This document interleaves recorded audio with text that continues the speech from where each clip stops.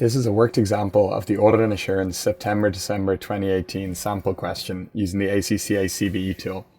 I'm going to show you how I'd answer this question as well as looking at some of the functionality of the CBE tool. So the first thing you should do is read the question. So you'll see here in the opening paragraph, you get some background that you're an audit supervisor and you're planning the audit of a company called Darjeeling Co, who develop and manufacture specialist paint products. There's planning meeting notes, which give some further details, as well as comparative financial information. Before starting into a question, I'd always read the different requirements. So this scenario relates to 5 requirements, parts A through E. So before I get into answering part A, I'd look at the different questions. And you can do that by moving with the next and previous function at the bottom of the page. Part A asks us to explain why analytical procedures are used during 3 stages of an audit. And we can see that that's worth 3 marks. So in order to get these 3 marks, we're going to have to individually look at the 3 different stages of an audit. You can see that for our answer, we've been given a text box, and this is all the normal functionality of a program like Word. You can add bullet points, bold in text, or add italics. We're going to start with a brief introduction before looking at the different stages. So in our introduction, we say analytical procedures are useful when reviewing or auditing areas of the financial statements, in particular for those that are difficult to obtain external evidence. ISA 315, identifying and assessing the risks of material misstatement, and ISA 520, analytical procedures, state that there are 3 stages to use them as part of the audit. We can add italics here to the different ISAs just to draw their attention for the examiner. We then move into the 3 different stages, and we want to give these clear headings and put them in separate points so the examiner knows that we've hit these 3 stages. The first stage is the planning stage. Analytical procedures are used at the planning stage to compare the draft financial information with the previous year, budgets or forecasts, and industry averages. This is carried out as part of the risk assessment process to help understand the entity and identify the risk of material misstatement. Testing stage. They can also be used at the testing stage of the audit. Substantive analytical procedures can be used to obtain sufficient appropriate evidence. Completion stage. And ISA 520 states we should use analytical procedures at the completion stage to ensure the evidence collected throughout the audit is consistent with the financial statements and conclusions made look reasonable.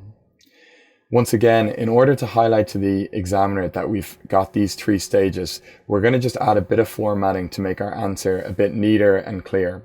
So with the bullet points, if we add a little gap between the 3 stages, we can also bold the different stages: completion, testing, and planning.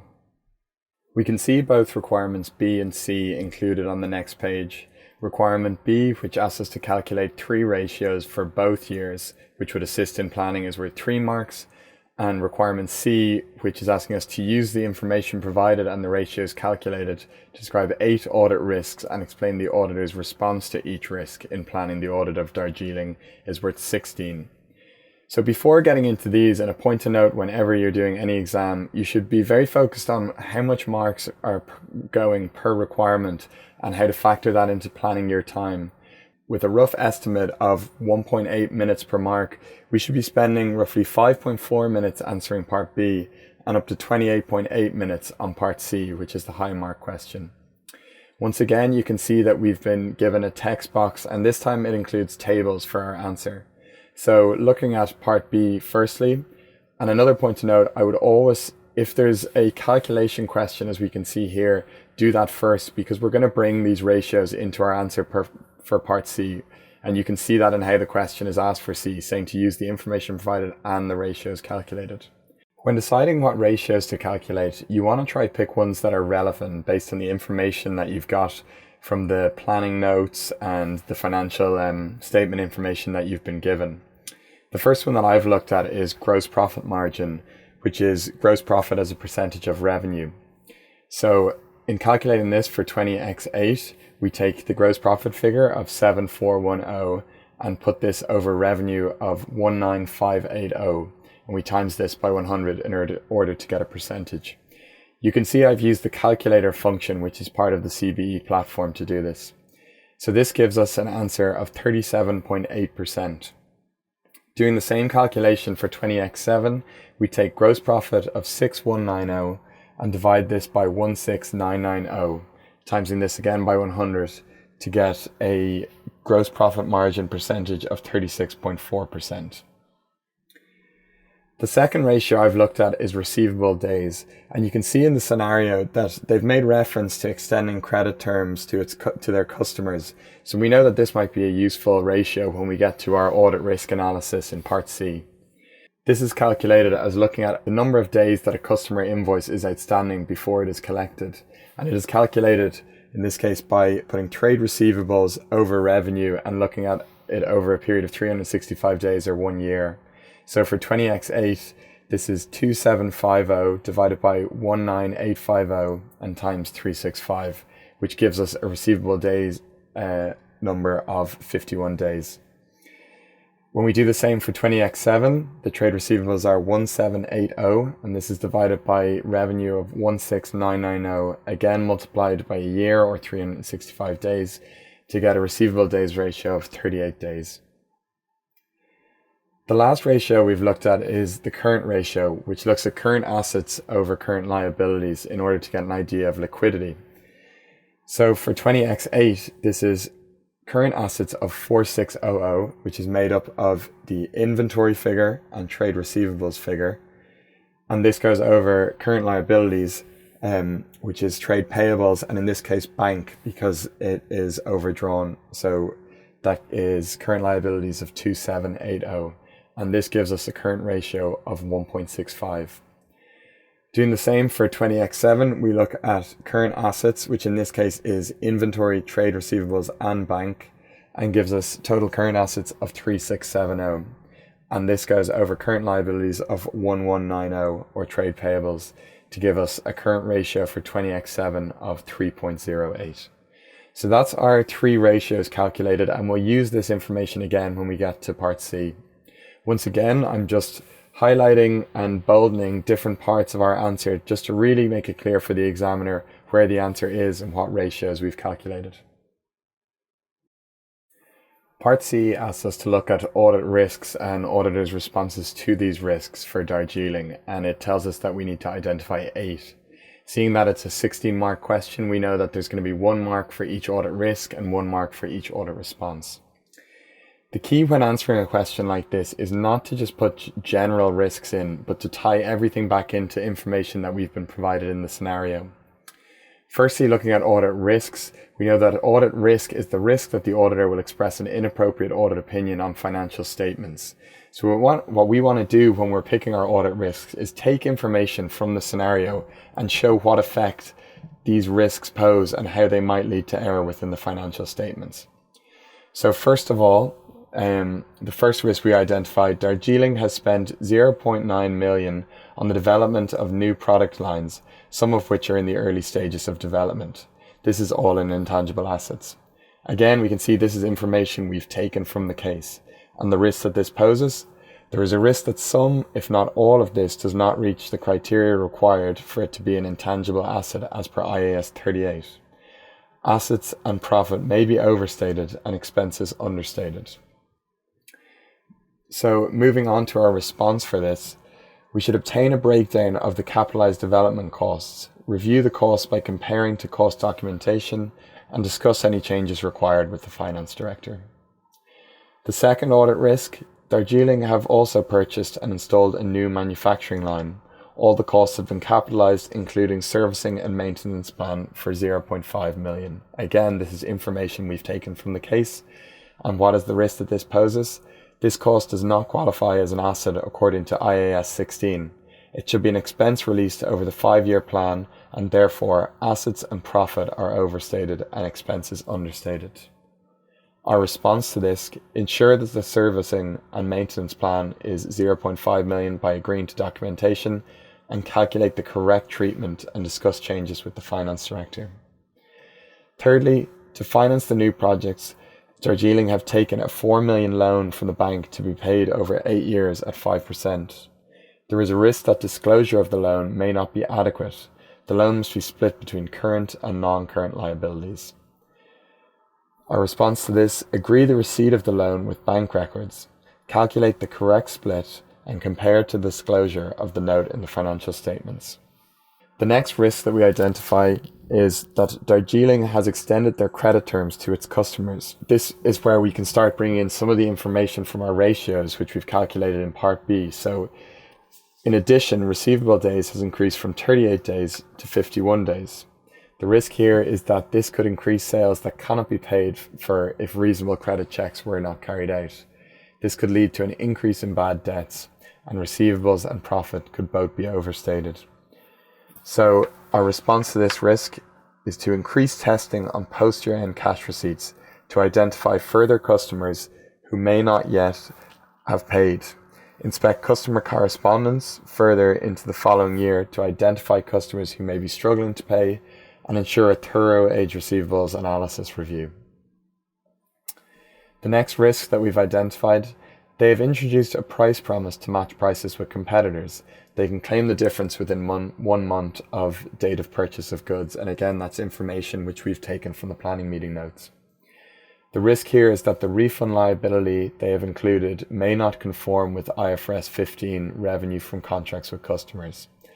As it is a new initiative, the directors may not have disclosed this correctly, leading to over or understated profits and liabilities.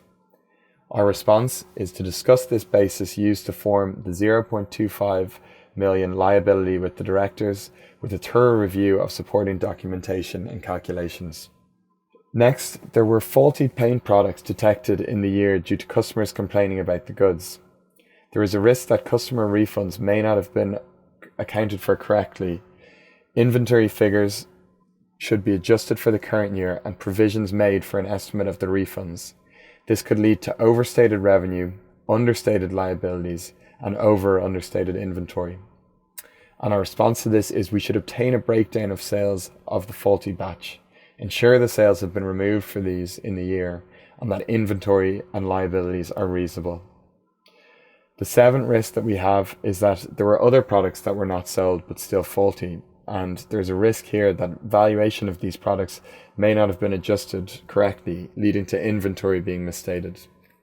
Our response to this, we should ensure that a detailed review of the inventory valuation to identify the cost and NRV, and ensure the lower of the two has been used in valuation. And now for our final risk, the eighth risk, which should get us all the marks again if we have 8 correct risks and responses. There has been a fall in this year's current ratio from 3.08 to 1.65. Again, this is the ratio we calculated at Part B. The bank balance has also seen a change from a positive 560,000 to an overdraft of 810. And once again, that's a piece of information we picked up in Part B. There's a risk that they are struggling with cash flow. With the addition of the new 4 million loan to pay, these are all going concern indicators, and going concern disclosure may not be adequate in the financial statements. Again, our response to this, going concern testing should be increased. Any issues should be followed up with management to be satisfied that the going concern status is reasonable. Any disclosure included in the financial statements should be carefully reviewed. So you can see that on the CBE tool within this table, it's adjusted itself for formatting. And the great thing about tables like this in the tool is that you can identify if there's any part that you've missed a risk or response. So you can definitely make sure that you hit those 8 audit risks and responses. Because this is quite a long question and there's a lot of information, it's really important that you stick to the time that you had allocated for this based on the 16 marks. Requirement D asks us to describe substantive procedures the auditor should perform in relation to the faulty paint products held in inventory at the year end. A useful tip is sometimes you'll get information from the different requirements that you can use in other questions. So if at Part C you've been struggling to think of enough audit risks, maybe you only had 6, when you get to Part D, this might alert you to other audit risks and draw your attention. So if you hadn't mentioned the faulty paint products, this might indicate to you that that was a risk that was there around the valuation and the returns to customers. So this question is worth 3 marks, so we want to make sure we have at least 3 procedures. The first procedure we're going to put in is to obtain a schedule of the faulty paint in inventory, showing the cost and NRV breakdown and the returns made by customers, and cast it for accuracy. Again, we want to lay out our different procedures in different points to make it really clear to the examiner how many we've got. The second point we'll have is, from the schedule, agree the cost of damaged goods to production records to confirm the amounts shown are accurate. The third point we'll add are, for products where the inventory should be adjusted, agree the adjustment required to the inventory records to ensure this has been carried out. Although we wanted a minimum of 3 procedures here, given that it's 3 marks and you have up to about 5.4 minutes to answer, if you do have extra time, it's no harm to add an extra 1 or 2 in if it fits into your time planning, just to make sure that you get all the marks and that you have correct procedures in your answer. So we're going to add procedures because we have additional time. So the fourth procedure is, for a sample of returns made by customers on the schedule, agree the return to any supporting documentation and ensure it is adjusted in the ledger to confirm the accuracy of the returns adjustment. The final procedure that we'll put in is to discuss with management what their plans are for production. Identify whether this is an isolated case or if controls need to be reviewed to ensure further cases cannot arise. The last thing we'll do again is just tidy up our answer a bit, add a bit of spacing between the points to show really clearly to the examiner how many we have, and just to make everything seem a bit neater and clearer. Part E is the final requirement that we have for the audit of Darjeeling Co, and it asks us to look to describe substantive procedures the auditor should perform to obtain sufficient and appropriate evidence in relation to Darjeeling Co's revenue, and this is worth 5 marks. So we want to aim to have about 5 procedures here. So the first procedure that we're going to look at in relation to revenue is to compare the current total revenue figure to the previous year and the budget and investigate significant differences. The second procedure, obtain a breakdown of sales into product categories and compare to last year for each category and budget and investigate significant differences and possible misallocations. Thirdly, calculate the gross profit margin for the current and previous year and discuss significant differences with management. And we will know that we did this at part B. And again, that just shows links between the different questions and how different things can alert you to procedures you should be doing later on. So the fourth procedure is select a sample of sales invoices in the year from the sales daybook and agree to source documentation, including the order and dispatch note, to ensure the accuracy and existence of sales recorded. And the final procedure, for a sample of sales invoices, recalculate the total and agree prices used with client price lists to confirm accuracy of total. And lastly, once again, we're just going to format our answer so that it's very clear to the examiner how many procedures that we've got here. And that takes us to the end of this question for Darjeeling Co. So it's important to note that you can use the next and previous function at any point if you wanted to go back and change parts of your answers or add bits or update. At the end of this procedure, by clicking next, you would continue on to the next question.